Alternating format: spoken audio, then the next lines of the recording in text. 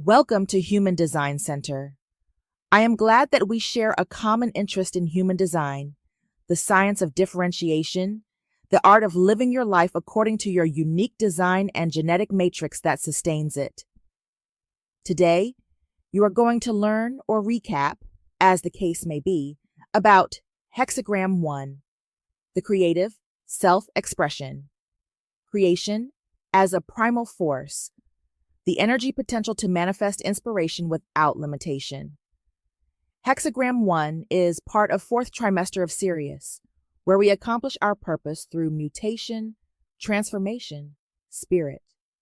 Gate 1 corresponds to Hades' deity archetype, flowing an individual knowing circuit, which is about present, hearing, acoustic, melancholy, empowering myself and empowering others.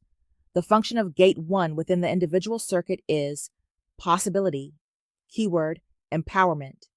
The opposite gate is number 2, the receptive, the direction of the self, Zodiac sign, Scorpio, relevant organ, liver, aminoacid, lysine, tarot card associated, Ace of Wands.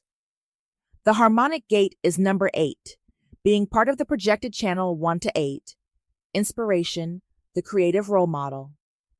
Gate 1 in fourth trimester in Hades forms the channel with Gate 8 in the second trimester of Dubi civilization, connecting to Maya archetype. This way, lysine associated with Gate 1 communicates with phenylalanine of Gate 8. It is relevant for the value and functioning of this gate to observe that amino acid lysine is the same as for the Gate 14. These two gates share the same amino acid, both placed within the same energy of Hades. Lysine is an essential amino acid, meaning it should be brought into the body from your diet, because the body cannot make it. Lysine can help the body absorb calcium, and it can reduce the amount of calcium lost in your urine. It is also related to anti-cancer effect and reducing anxiety by the effect of reducing the levels of the stress hormone cortisol. Since we've located the gate on the mandala and on the body graph, and we have a general summary of the essential characteristics, now let's dive into the first gate message and energy. Individuals activated by Gate 1 have a strong inner impulse to create and to express themselves, to manifest creativity through art, writing, speaking, or any other form of self-expression. They are usually seen as individuals having their own specific style and a unique way to do things.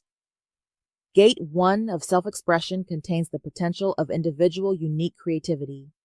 In relation to this, there are also challenges that are felt by the individuals, meaning they often feel that they are not understood by others. They are not appreciated. It is essential for them to understand that this self-expression and creativity is their power, and the uniqueness of this power is the way they make their contribution to the richness and diversity of human experience. Gate 1 has its own shadow side.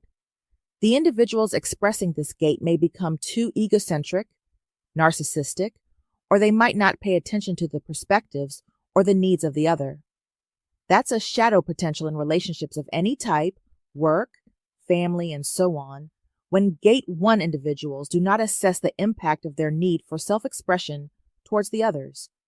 That could be the source of conflicts in relationships, or insatisfaction, bitterness, or anger.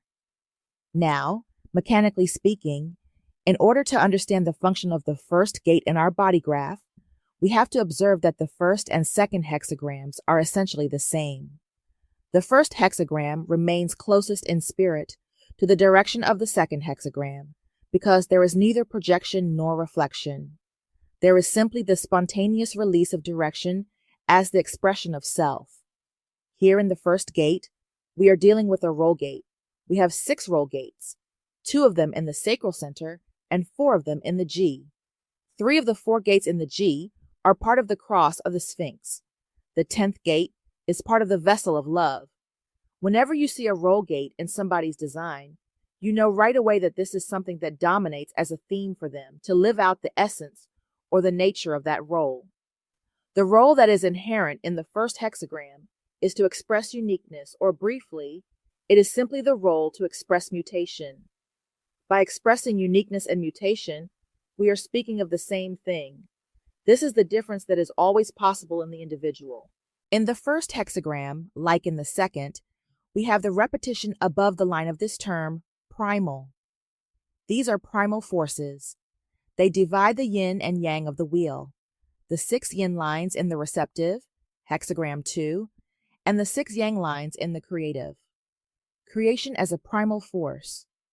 We have receptivity as a primal base, and creation as a primal force. The energy potential to manifest inspiration without limitation. Potential is a key word because so many things are going to be necessary. To manifest inspiration without limitation is a very important term to grasp. Mutation knows no boundary. Mutation follows on structure and order. Mutation is something that simply jumps. Remember, everything that has to do with the 1 and the 2 is all rooted in this center, tantric movement, in which we have this pulsing of the individual process, the mutative pulse, the on and the off. The most important thing for anybody who carries the first gate is the acknowledgement and the recognition that the first gate does not have to be best. To be best is about the collective. When there is nothing new, everybody in the collective is competing to see who can be best. But when there is something new, no best exists. It is just new. Individuality always brings what is new, and as such it cannot lead, it cannot project, it cannot be the witness, and it cannot reflect. It can only live out that nature. That is why, with energy, the potential to manifest inspiration is unlimited because the mutation transcends, or can transcend, limitation and boundaries.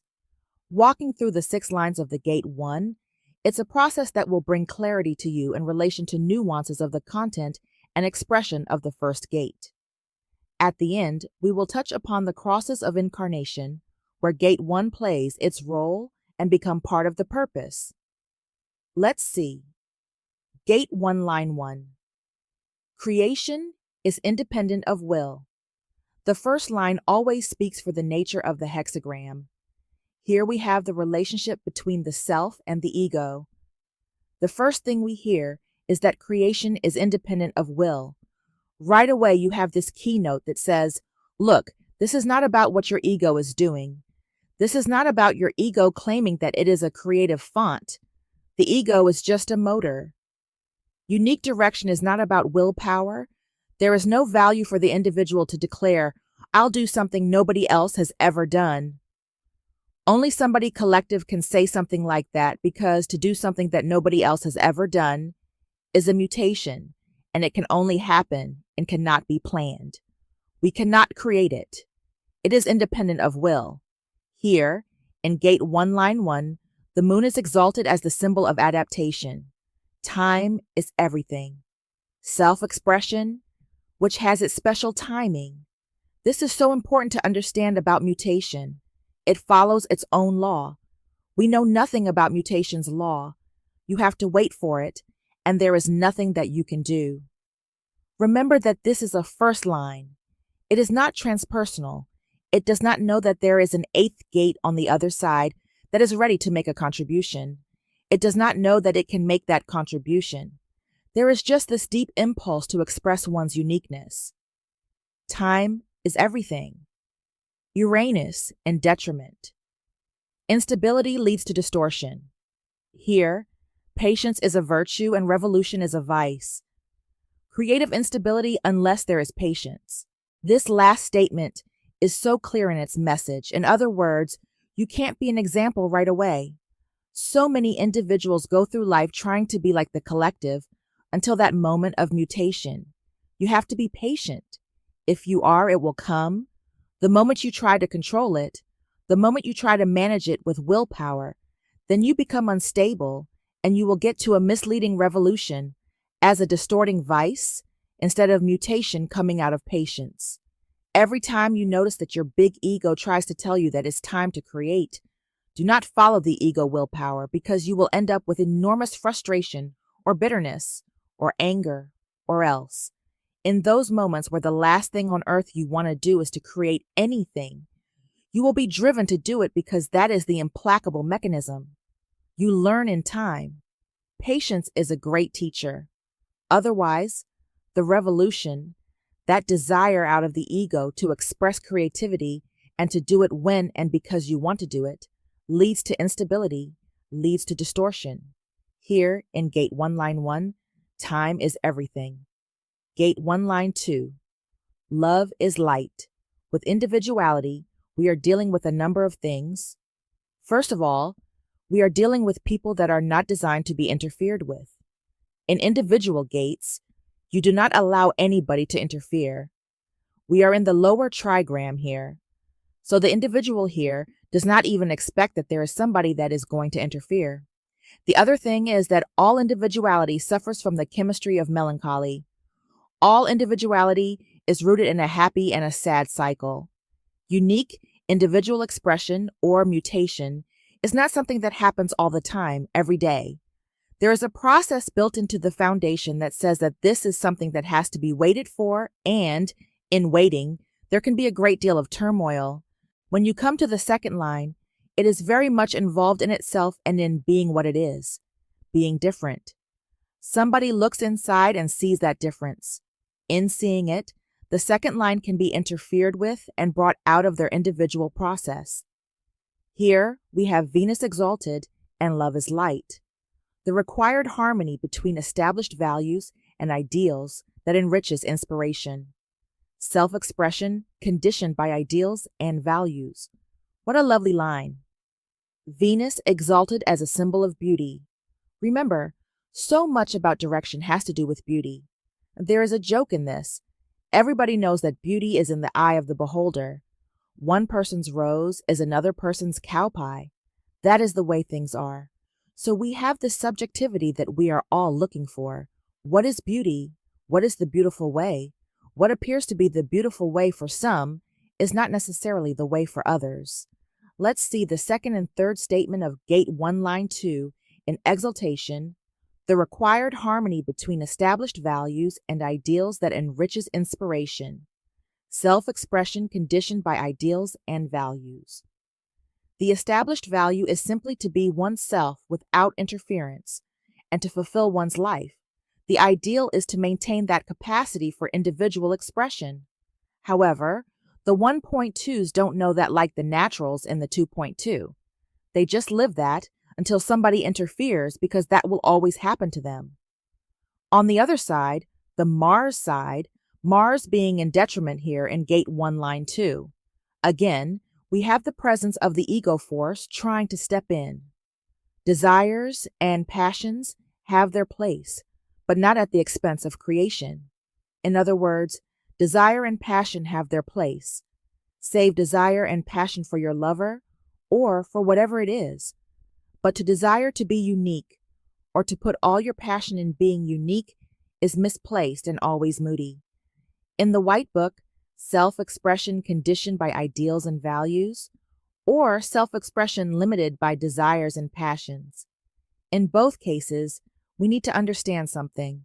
The way in which this line will work is deeply connected to who this being will meet in their life, because there are those people that will deeply interfere with that process. After all, this is a very powerful force. It is a penetrating force. There are those people that love to take that penetrating force and manifest it, bring it out. The second line, because it does not know that it is unique, is subject to being cranked up, to being pumped up, to having the ego built up.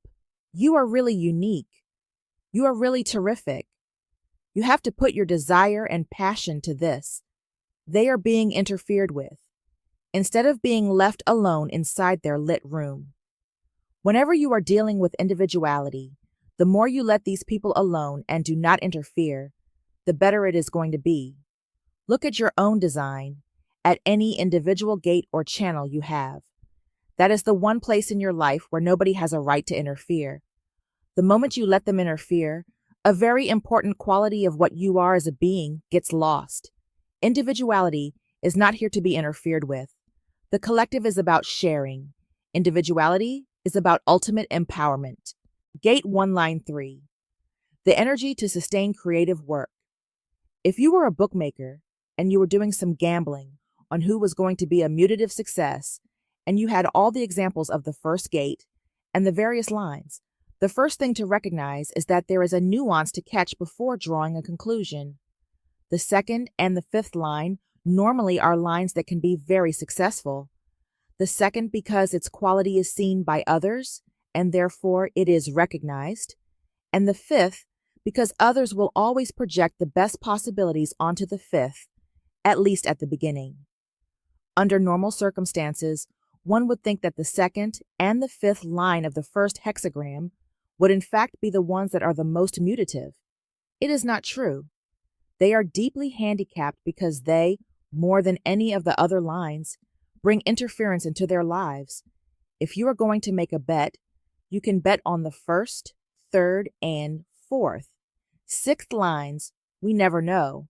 In the first, third, or fourth, there is always the possibility for mutation because they are much better equipped to keep the outside from interfering. The third line is called the energy to sustain creative work. Mars exalted as the symbol of a profound need for self-expression. Because what happens to these people is the trial and error process, and because they do not know what is on the other side, they learn about interference. Because they have the capacity to adapt, they can learn from that interference. They have the Martian energy to keep pushing through, and they will not let the interference get in the way. This is the first side. When you come to the other side, to the earth in detriment, attraction to material forces can disrupt creativity and lead to overambition. Materialism interrupts creativity. These are people who are actually very talented and who never get to fulfill the potential of their real talent because they get pulled into commercial possibilities. Somebody who is struggling to be a legitimate painter who needs money, gets a job as a graphic artist, and ends up being caught up in the world buying televisions, cars, mortgages, vacations, and so on, and sells out their uniqueness to the mundane plane. This is the other side. Material forces can disrupt creativity and lead to overambition. So, in the third line, the exalted side can get past the interference even though it meets it, and, in meeting it, it learns a lot because it learns to recognize what happens to its creative process when it is interfered with. Because of the Martian quality, it can keep on moving through. But on the other side, materialism disrupts creativity. The moment that you give a young painter $1,000 for a canvas, you suddenly change the way they produce their art, because the materialism, if they have the detriment, is just going to pull them away from continuing their unique mutative process, distorting the right time of mutation. One of the most common situations in our world is to have so many young, creative people that have been totally distorted by money. It is amazing how many careers have been destroyed by easy money, whether we talk about artists, actors, or rock and roll stars. This is part of the theme of direction. To wait for the right timing, do not become unstable, do not follow your willpower. The second and the third lines have similar problems in dealing with the outside, but the third is better equipped because it is designed to adapt. The lower trigram has a great deal of difficulty with trying to keep interference away. But, as a particular aspect, there really is such a thing as positive interference. This is not to say that all interference is negative, like what the third line learns from being interfered with. The person that interferes with you may turn you onto a different track, where mutation can take place. We may have strange allies in life, but interference versus timing is the main theme here. Gate 1, line 4, aloneness as the medium of creativity. Here we are, climbing to the upper trigram, reaching the place of a very special fourth line. The fourth line has a harmony to the first line, and what we learned in the first line is that creation is independent of will, not only the will of the artist, but the will of others and their interference as well. Here, we have the transpersonal harmony to that. In other words, what you have in the fourth line is the recognition that there is an eighth gate at the other end and that the contribution can be made. The recognition of what is on the other side, something very deep, is at work here. This line is called aloneness as the medium of creativity, not interference as the medium of creativity. The fourth line will externalize that in a one-tracked way. Fourth lines can be so very successful and can bring mutation into the world because they are one-tracked in recognizing the value of aloneness. The line says, aloneness as the medium of creativity, not as the medium for contribution, just for the creativity. It is clear that when one has to be creative, one needs to be alone. That does not mean that one has to be alone one's entire life. It means that only the creativity cannot be interfered with. The tension of inner light. That is the overview. Think about what the real creative process is. The real creative process is to build that tension over a lifetime. It is an inner tension because the creative process requires tension and because you have to wait for those moments in which the mutation really works. So we keep in mind the earth exalted as a symbol of a personal perspective, manifested outside of influence, where the potential magic of inspiration is diluted. Creativity that must develop outside of influence. Then, Jupiter in detriment, where the potential magic of inspiration is diluted. The need to influence that abandons aloneness and limits creativity. This is a very bizarre line because as far as I can tell, there are only two lines in the whole book, 1.4 and 1.6, where you have Jupiter in detriment and there is no explanation given. Nothing. The first thing to realize in the aloneness, creativity must develop outside of influence. What happens in the detriment is not that these people give up the aloneness for their creativity. What happens is that once they have the mutation, they become fixed on externalizing it and they give up further possibilities of mutation. An example, let's say there is somebody who has written something and it is really good and they want to get it out in the world. They will stop writing and they will spend their time, their creative energy, trying to get somebody to recognize it and to be very fixed on getting it out into the world.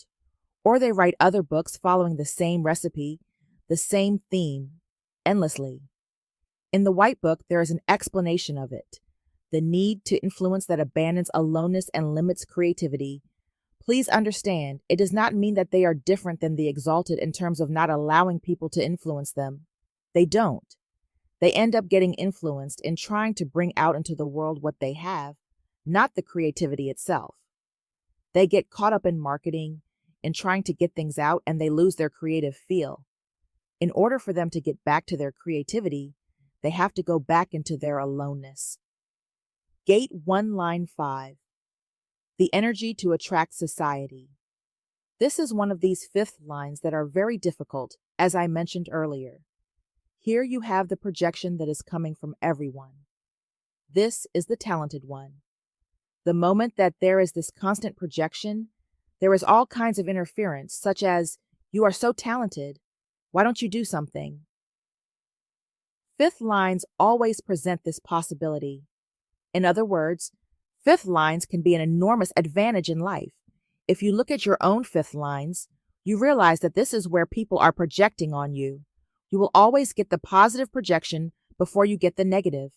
That is true of all fifth lines. Everybody looks at a fifth line and is hoping for the best out of that fifth line. When they get disappointed, then they project the other way, but you are always given the benefit with the fifth line. In the fifth line of the first hexagram, this assumption that one is creative is very attractive to society. Society likes to know that there are those creative, mutative forces around.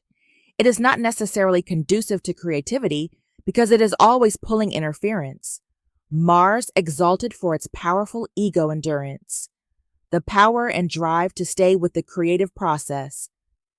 The only thing that is left in the fifth line is that everybody is coming to the fifth line saying, you have such talent. And they end up just riding this ego field. When you see these people, you see them on television, on game shows.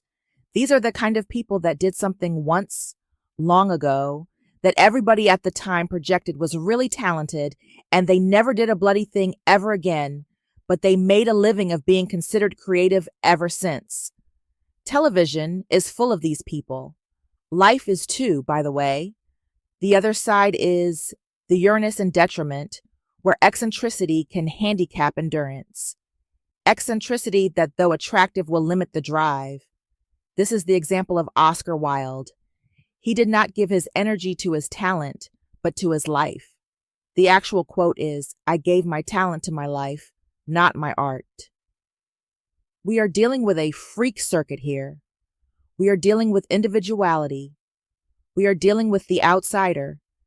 And what happens to these people is that they try to just live what the outside world wants, which is to be like a creative person. Society has created the illusion of what a creative person is.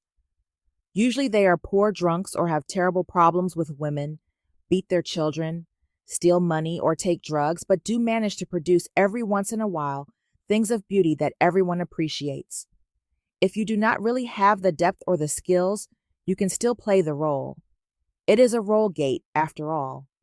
These people with the 1.5 in detriment are out there playing the creative role, and everybody is accepting that, except that they get more and more eccentric to get the attention. All individuality is seeking attention. The more eccentric they become, the sooner the whole game will crash. Then they are famous has-beens. They used to be creative. They are not anymore. The endurance is that they put up with the interference. They have no choice. They attract society. They can be very valuable in the sense that because they attract society, they can get mutation out into the world. Unfortunately for them, that attraction comes so quickly in life that they rarely get a chance to mature as creative forces. So what they end up doing is just being able to handle through the ego those forces that are constantly trying to interfere with them. Another example, for a better understanding of Gate 1 Line 5, is a famous writer in America named Truman Capote. He wrote In Cold Blood, which made a couple of $1 million for him. He was a very bizarre homosexual with very funny habits. He made all this money and could not write anymore. He kept on telling people that he was working on a novel, and he did that for 22 years until he died. When he died, and they went through all of his papers, that book did not exist, but he had an incredible endurance. There is a famous story about him. He wrote the screenplay for the film African Queen with Humphrey Bogart, and in those days, when they made the film, he literally had to change the script every single day, so that they all had to work together, the writers and the actors. Bogart was somebody who was very crude. Capote had a funny little voice, a kind of squeaky, high-pitched voice. He really sounded hilarious when you heard him speak. Bogart was making fun of his voice, and one evening, Bogart challenged him to an arm wrestle, and Capote beat him. This was something that really humiliated poor Bogart. Capote was quite a funny character. The truth is that what the outside wants from creative people is that they do not bring any mutation because it is frightening, but they are allowed to be fools and clowns. They are allowed to be the symbols of creativity, and they are allowed to have creative characters as long as they do not bring mutation. Society does not like mutation. It makes them very uncomfortable. Sometimes the real creative ones are shunned. The whole thing about creative expression as a role, the mystery and secret of that, goes back to the very first line. The very first line talks about time is everything. Everything about the creative process is about time, because mutation is not something that you can truly appreciate in its time. When mutation takes place, the fact that mutation takes place in any given moment is a mystery to the vast majority of the planet. It takes place in a unique individual, and it will have its time. We live in a different kind of age, in an age where we are able to transmit information, images simultaneously, instantaneously, wherever mutation is taking place in the world. But time is the quality that distinguishes whether a mutation is valuable or not. I doubt very much if anybody 300 years from now will pay any attention to Andy Warhol. I doubt that. The perspective of whether a mutation really has been of value, whether a mutation has really been effective or not, we are blind to that in our own time. It is one of the things to realize why the artistic spirit longs for immortality. Immortality is something that you only hear from the creative spirit because it recognizes that only time, a lot of time, is going to distinguish whether something is truly art, truly great, and truly mutative. Only then And it will take time before the perspective can be there that looks back and says, aha, that was something that really made a difference. That was something that brought a mutation. So it is a question of time. The creative force in the first line recognizes that timing controls the creative process at work. In other words, one cannot push it. One has to wait. It has its own timing. And the fact of the matter is that even when the mutation has taken place, there is no place for expectation. This is not abstract. This is not collective. This is not about being best. This is simply about the recognition that mutation has taken place, and one lives with that mutation until the end of one's days. Time, generation after generation, and they're looking back to see clearly the value of whether something was art, was beautiful, was the right direction, was a mutation. Only then can that be clear. Gate 1, line 6. Objectivity. This leads us to the dilemma of the 1.6 because the 1.6 knows that. It sits up there on top of the house of creativity, and it looks across to the 43rd.1, which says, hey, patience. All resistance has to be eliminated. This has to get out into the world. The mutation has to take its place. It takes a long, long time. You will never live long enough to appreciate the impact of that mutation. I know that. I live that. What I share with you, what we work with in human design. There is no possible way that I can see what that is going to be, because the perspective on that will take place long after I'm gone. 300 years from now, or 400 years from now, somebody may be able to look back on that perspective and see the mutative value and beauty in all this. It can't be judged now. It can only be lived as a mutation now, nothing else. The 1.6 is a question of objectivity, clear assessment of creative value, clarity in creative expression. But how do you know? What we consider to be high art today, what will it be tomorrow? We don't know that. There are millions and millions of pieces of creativity that are garbage, long forgotten. Not everything can be mutative. So this question of what is of creative value becomes an enormous dilemma for the first 0.6. It looks out and says, yes, okay. I look at it now. It seems to be okay, but how will this stand the test of time? Go out in the street and look at one of these new buildings. It may be attractive today in our consciousness, maybe. What will it look like from the next phase looking back? Will it still have a place? Will we be pleased to see those buildings survive? I doubt it. Clear assessment of creative value. That is the point. The earth exalted with no explanation. It does not say anything about this. This clear assessment is a lifelong process, and at the end of your life, it can only be comparative and you still do not know. We are talking about mutation. Human beings are selfish. They want everything in their time. We are a species, and our species operates beyond generational borderlines. It is a movement. Mutation is a movement, and it goes far beyond a single lifetime. Any mutation that is of value travels hundreds of generations. This is something that can only be judged in time by looking back. Pluto in detriment. The risk that subjective appraisal will result in disappointment and creative frustration.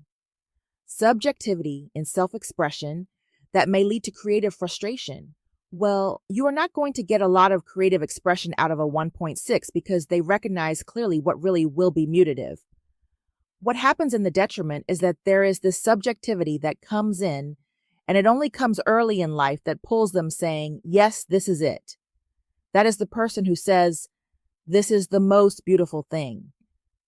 This subjective appraisal leads to disappointment because time just passes it by. And 5 years later, nobody is interested in it because it is just a fad. It was not really of creative value, and it did not really bring a mutation. Then the 1.6 stands back and says, okay. In the White Book, the earth is given its value, clarity in creative expression. Remember the relationship between the 6th line and wisdom. Though the 1.6 is not involved on a moment-by-moment basis with trying to assert its creative uniqueness, it has a much greater process going on. That process can flower in the end. That is the perspective that really sees clearly whether the mutation is something that will have that generational transcendent power to it. Nobody can recognize that better than a 1.6, sitting on the roof of the house, looking at the creative impulse of the world. It has the capability of objectively saying, that mutation will take hold, that will go. I bet that 400 years from now, everyone is doing that. That is the possibility that lies there as wisdom. It is about time. The nature of bringing love into the world is not about loving your neighbor. It is about loving yourself. This is something that we get to when we talk about the vessel of love.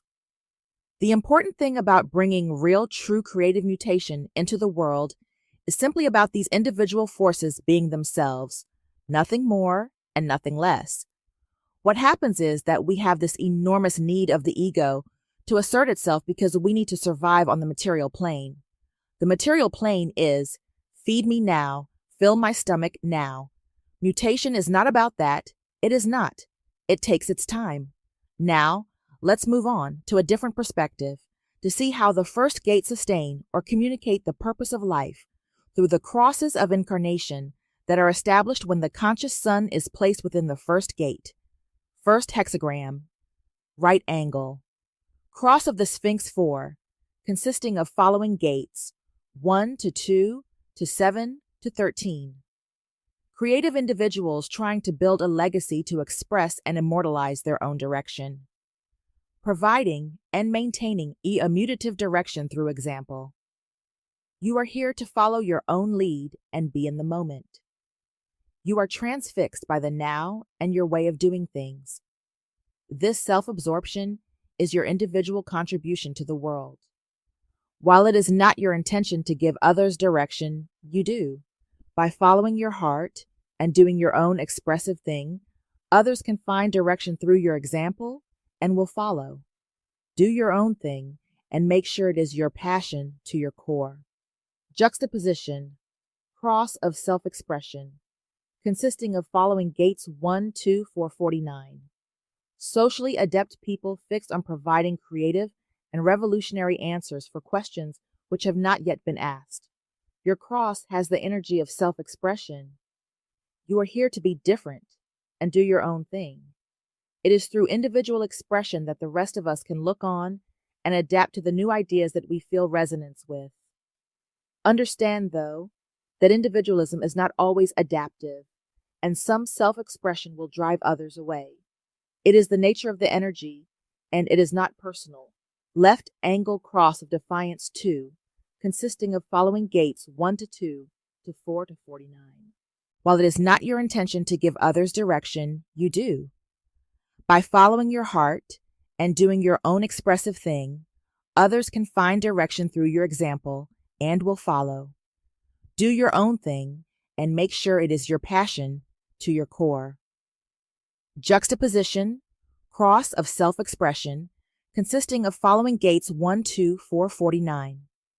Socially adept people fixed on providing creative and revolutionary answers for questions which have not yet been asked. Your cross has the energy of self-expression.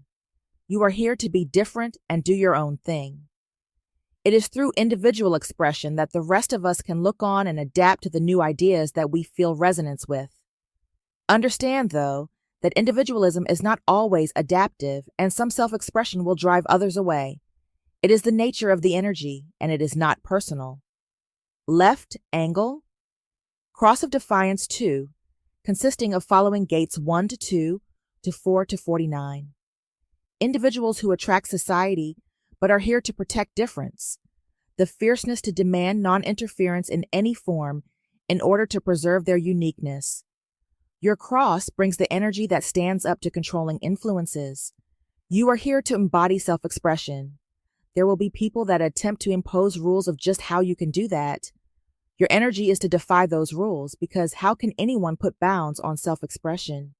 You are here to make sure your expression has a voice and no one can box that in. I hope this material is helpful and supporting for the development of your human design knowledge. Please share if you enjoyed listening and subscribe if you want to be notified about any new posting of informative, learning materials regarding human design. Thank you.